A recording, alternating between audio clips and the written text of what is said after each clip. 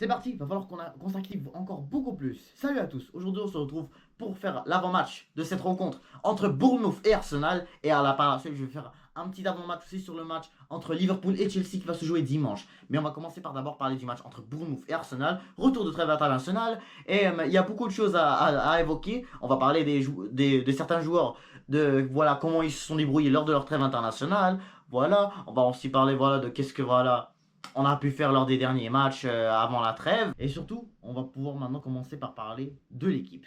Mais avant de commencer, n'hésitez pas à vous abonner, liker, commenter, ça va faire toujours un très grand plaisir de vous avoir dans mes vidéos. Mais bref, maintenant, on va commencer à parler de l'équipe. Et dans les buts, David Raya. Sans même pas se poser une question, comme d'habitude, David Raya, meilleur gardien de la ligue, meilleur gardien de ce début de saison en général. Je vois pas qu'il y a quelqu'un de mieux, comme je vous l'ai dit souvent. Non, vraiment, David Raya, c'est toujours resté au top. Avec l'Espagne, il a été aussi au top. Ils se sont fait pas prendre de but lors de cette trêve, que ce soit au Danemark ou face à la Serbie. Victoire 1-0 contre le Danemark, 3-0 contre la Serbie. Donc vraiment, David Raya, au top, pas concédé. Donc vraiment, David Raya devrait être le numéro 1 pour cette équipe de Luis de la Fuente. Et, euh, et bien sûr, doit être premier des hommes de Mikel Arteta, hein, de nos Gunners. Hein. Il le faut. Parce que là, on voit juste vraiment le début de saison qui a fait notre David Raya, que ce soit face à City, que ce soit face à Tottenham, face à Atalanta, face à Aston Villa, là, face au gros match à l'extérieur. C'était incroyable, hein. Vraiment c'était incroyable. Il nous a fait des arrêts de fou que je m'attendais même pas à ce qu'ils allaient faire. Tout le monde l'a critiqué, mais là maintenant, il nous a mis tout le monde wrong, comme on dit en anglais. Qui nous a vraiment mis tout le monde. Ils nous ont fait tromper, genre.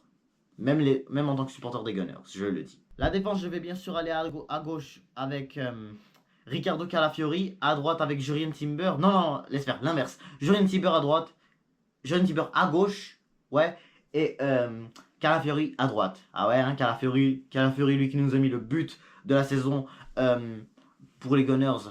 C'était face à Manchester City. Il marque son premier but, c'était un but de malade face à City pour égaliser. Avec l'Italie, j'ai pas vraiment suivi beaucoup l'Italie lors de cette Ligue des Nations, mais ce que je comprends, c'est que vraiment Calafiori s'est bien débrouillé. Je pourrais peut-être me renseigner pour être sûr. Mais ce que je comprends en tout cas pour ce joueur-là, c'est que voilà, dans les deux matchs de l'Italie, voilà, on voit une note de 4 étoiles pour le match face à la Belgique. Et face à Israël, il a eu genre un 4.3. Donc vraiment, belle performance de la part de notre latéral droit italien. Et sinon de l'autre côté, Jurien Timber, je crois pas vraiment qu'on a pu le voir avec les Pays-Bas. Non, non, non, justement. Jurien Timber, lui, il n'a pas été convoqué par la sélection de Ronald Koeman, des Hollandais, des Pays-Bas. Mais en tout cas, avec les Gunners, il a vraiment été excellent. Vraiment un latéral gauche que j'adore beaucoup voir jouer. Face à Tottenham, c'était pour moi le meilleur match qu'il a pu réaliser. City, il a fait un superbe match. Donc vraiment, Jurien Timber, il est vraiment en feu. Pour la défense centrale, on va aller avec William Saliba et avec Gabriel. Alors William Saliba, pour commencer, hein, j'ai beaucoup de choses à dire sur ce joueur-là. Mais en tout cas, avec les Gunners, il est superbe. Vraiment, il nous fait il défend super bien. Voilà, il fait parmi de l'un des meilleurs défenseurs au monde. Mais quand je regarde juste vraiment le match qu'il a pu proposer avec l'équipe de France contre l'équipe de Belgique, ça par contre, je l'ai bien vu ce match-là. Et je peux largement dire que William Saliba, la performance qu'il a pu réaliser n'était pas vraiment exceptionnelle. Je vais essayer de checker la note qu'il a pu avoir dans ce match-là parce que pour moi, je sens que c'est pas vraiment une superbe note. Voilà, c'était une note d'environ 3.9 parce que c'est vrai qu'il n'était pas totalement mauvais, mais c'était pas non plus exceptionnel. Parce que là, il a donné un penalty à la Belgique, il l'a loupé Tielemans, mais sinon, ça aurait pu être encore plus grave que ça. Voilà, c'était quand même il était quand même presque le dernier défenseur. C'était quand même un penalty. Il s'en allait marquer au penta. Et là, qui donne un penalty comme ça, là, c'est quand même grave un peu et dangereux. Ça peut vraiment coûter cher. Mais en tout cas, là, c'était quand même une erreur que presque tous les grands défenseurs peuvent faire. Van Dijk, etc. Là, mais Saliba reste toujours un joueur très très fort. Il a quand même bien continué le match, mais la prestation n'était pas excellente. Alors le Brésil, je peux dire que je les ai pas vraiment beaucoup regardés lors de ses qualifications à la Coupe du Monde 2026. J'ai comme vu un petit peu vraiment Gabriel. Pour parler de Gabriel un peu, j'ai vu un peu le match qu'il a pu faire face à face au Pérou et tout, et c'est pas vraiment des équipes qui ont beaucoup attaqué. Et là, en tout cas, ce qu'on remarque beaucoup, c'est que voilà, le Brésil, dans tous les cas, ils ont gagné leurs 2 matchs lors de cette trêve de octobre. Et ça montre à quel point vraiment le Brésil est beaucoup plus fort sans les joueurs du Real Madrid. Ce qui est vraiment drôle un peu, mais je crois pas que c'est vraiment totalement ça la raison. Mais en tout cas, on a vu le Brésil aujourd'hui, enfin aujourd'hui, mais cette trêve internationale. Et Gabriel, je j'ai pas pu vraiment voir qu'est-ce qu'il a pu proposer, mais quand on regarde par exemple des équipes comme le Pérou et tout, quand ils ont le Pérou, quand ils ont affronté le Pérou, le Pérou c'était vraiment pas exceptionnel. Donc peu importe, le Chili, voilà, ils se sont fait peur par le Chili, mais ils sont vite revenus là après. Mais Gabriel, en tout cas, pour revenir avec la prestation qu'il fait avec les Gunners, excellente. Je sens à mon avis qu'il peut largement être l'un des meilleurs défenseurs de cette première ligue. Et là, comme on sait tous que vraiment la saison dernière, c'était vraiment la meilleure défense de la première ligue, c'est les Gunners. Mais j'espère juste qu'elle pourra continuer comme ça jusqu'à vraiment le mois de mai. Là, ça serait vraiment très important là, que vraiment dans les gros matchs et que surtout dans des matchs comme piège, comme celui-là de Bournemouth, je vais vous expliquer pourquoi ça peut être un match piège. Mais Gabriel, Saliba, joueur excellent. Le milieu, je vais aller avec Rice, Partey, Trossard. Et à l'attaque, on va mettre Saka, Havertz et Martinelli. Et je vous explique pourquoi je fais comme ça. Bon, voilà, comme vous le savez avec les Gunners, il est en gros Trossard normalement, toujours. Avec les Belges, voilà, c'est pas très fort là, comme vous le savez. Mais avec Arsenal, voilà, comme vous le savez, il est sur le banc. Et là, il entre. Et voilà, il nous arrive à nous mettre des buts. Et là, quand vous remarquez parfois que des fois, là, quand il est sur le banc, des fois, là, il peut souvent beaucoup plus proposer que parfois marquer. Des fois, c'est dur un peu, surtout quand il joue au milieu. Sinon, Rice partait excellent, vraiment. Rice a marqué avec l'Angleterre contre la Finlande. Partey, voilà, bah, lui du côté du Ghana. Je sais même pas, j'ai même pas suivi le Ghana, mais ce que je sais, c'est que leur pays, voilà, ils sont vraiment à ce boulet de pas jouer pour la CAN 2025. Mais en tout cas, là, si on veut avoir un Thomas Partey qui peut de nouveau jouer une CAN, bah voilà, il va falloir qu'il se remette là, dans tous les cas. Je suis vraiment pas cette équipe du Ghana, mais Thomas Partey, quand on le voit avec les Gunners, voilà, on a vu, je l'ai quand même beaucoup critiqué face à Southampton l'autre jour, mais quand tu vois Thomas Partey là, à son vrai poste, parce que voilà, ça allait quand même face à Southampton, mais pas en latéral gauche. C'est pas comme là, comment dire ça, en milieu défensif, c'est encore beaucoup mieux. Et là, quand tu vois Rice avec lui, ça allait super bien. Donc Rice, qui garde son poste de milieu, il est super bon défensivement. Offensivement, ça va encore beaucoup mieux. Donc, ces deux-là devraient être titulaires. Et là, je sais pas si vous avez vu, mais l'attaque, ça peut être un peu inquiétant. Là. Quand on écoute que Saka et Martinelli, ces deux-là, là, semblent être un peu blessés, ce que j'ai compris. Mais ce que j'entends dans la dernière conférence de presse de notre boss Mikel Arteta, il a bien dit que Saka, il était fit en anglais. On dit fit, ça veut dire en forme. Il est capable de pouvoir jouer, être titulaire. Et j'espère vraiment, parce que Saka est vraiment un joueur important. Saka est vraiment un joueur. Si vous avez bien vu son match face à Southampton, c'était vraiment l'homme du match. Il est vraiment trop fort. Il a vraiment fait beaucoup de passes décisives. Et c'est vrai. Et ce qui fait que vraiment, c'est un joueur important. Il faut qu'il reste. Il faut qu'il soit fait. Il faut qu'il soit en titulaire. C'est vraiment important. Martinez du côté, je l'ai beaucoup critiqué au début de la saison. Mais j'ai entendu qu'avec le Brésil, il s'est fait mal lui aussi. Et là, comme vous le savez, j'ai pas suivi beaucoup le Brésil. Donc je suis pas très sûr de savoir qu'est-ce qui lui est arrivé. Mais même à ça se voit que lui aussi, il semble être capable de pouvoir être titulaire demain contre Bournemouth.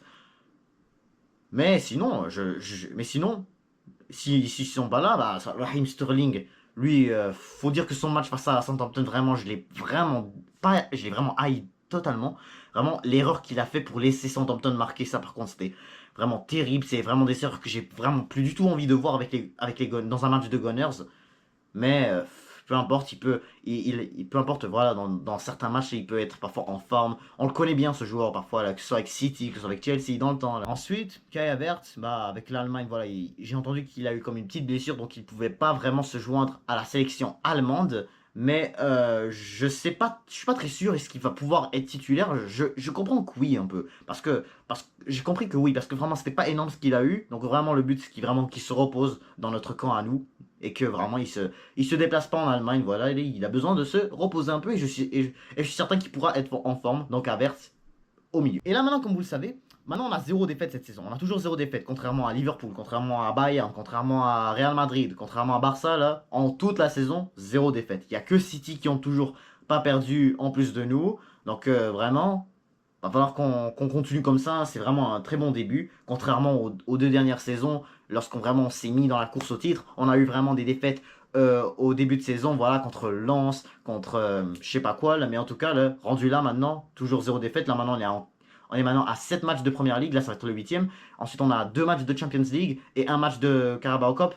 Pas de défaite, vraiment pas de défaite. Surtout que même en Ligue des Champions, on a toujours 0 but concédé. Donc, vraiment, on est trop fort.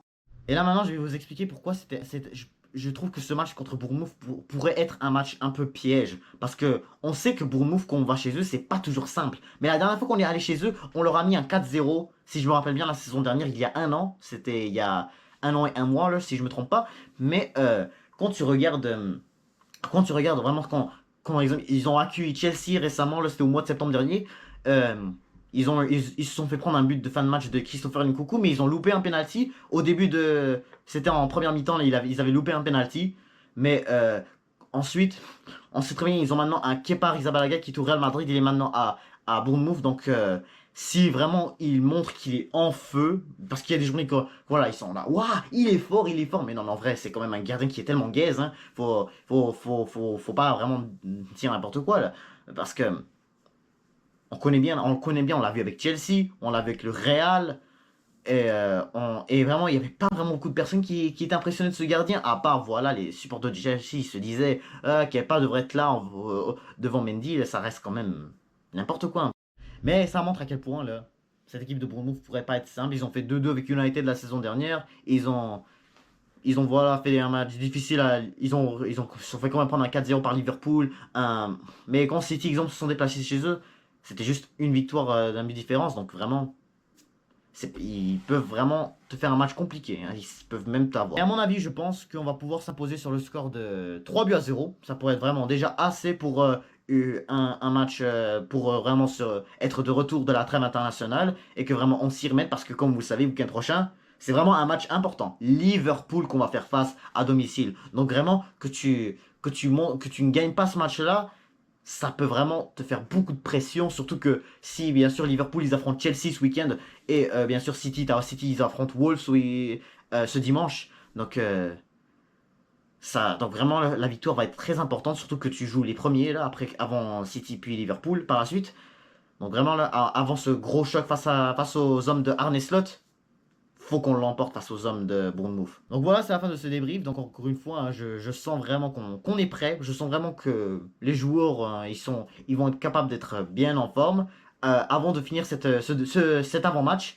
Je vais juste mentionner comme quoi Odegaard finalement, il y a encore une fois plusieurs nouvelles que j'entends comme quoi il pourrait ne plus retourner sur le terrain jusqu'à au moins le mois de décembre, ce que j'espère vraiment pas là, parce que je vois beaucoup de nouvelles. Il va revenir le 20 octobre, donc ça veut dire le match juste après juste le lendemain, le dimanche, il pourrait revenir à l'entraînement. En tout cas, ce qui est clair, c'est qu'il jouera pas demain. Là. Mais si, exemple, face à Liverpool, exemple, il pourrait être titulaire. Je suis pas sûr si ça serait vraiment une bonne idée, mais en tout cas, ça reste qu'avant le match de Liverpool, on a le match de Shakhtar en Champions League. Donc, ça serait vraiment le temps que si Odegaard vraiment il est correct et que sa jambe soit vraiment bien correcte là, en forme, comme vous voulez le dire là. Mais ça serait vraiment bien qu'il puisse vraiment jouer et qu'on voit bien est-ce qu'il pourrait être prêt à affronter cette équipe des Reds. Donc sur ce, n'hésitez pas à vous abonner, liker, commenter et je vous dis à toutes.